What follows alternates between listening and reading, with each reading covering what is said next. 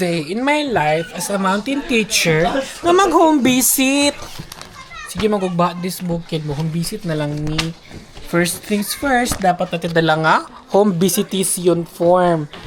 And accompanied by the home visitation form, dapat natin mga basahon ug mga module-module kunuhay. Kinsa man diri kuha na be. So man niya to mga basahon. Kay lower grade man ta, bright kita ani. And also will get school supplies from my bank. Ha? Grade 1 man to siya. Grade 2 man eh. Ana. Sige magugbaha this bukid good. Uy. Where? Pana mga notebook from Xavier University. Thank you so much. Tara. Amber. O, tara. Natin nakuha diri. Then, lapis. Kay mahal king lapis sa bukid. Huwag dyan balik yung lapis sa bukid. Isa lang. Dayon tahal. Of course. May mga tahal diri sa baba. Ito na akong isuot dahil nga kata makuha na nila. Dila ka malagin piya na day. Oh. Crayola. Dahil ito nga wala ka ID. Dili lang. 2, 4, 6, 8, 10, 12, 13.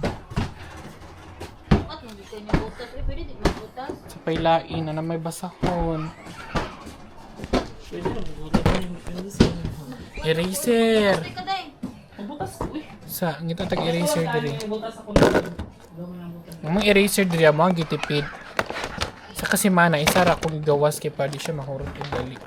Kasi naka pa siya. Walang may lapis. Ay nari ayo.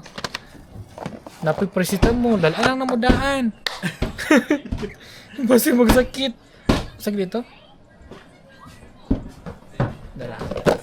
Sige, sir. Kaya ginasang gamay. Kaya mas pila mo na siya next week.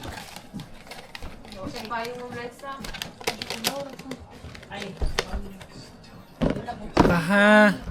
So, nanatay. Basahon, lapis, papel, tahal, eraser, o lapis. Sa paman. Hugas. Paman ni anak. And sabon. Kaya naman ito nag-donate og sabon last time. Nato siya budget. Nara. See? Mayuderm. And naghanan niya akong gidala mo. Ulat sa! Visitation form, then panday mo. So, again, ang visitation form, hindi kalimtan among snack nga pan. Tubig. Basi magutman ni. Tubig. Bukat kayo magdala. Ay, dito rin sa painom. Katong brown kay na Milo.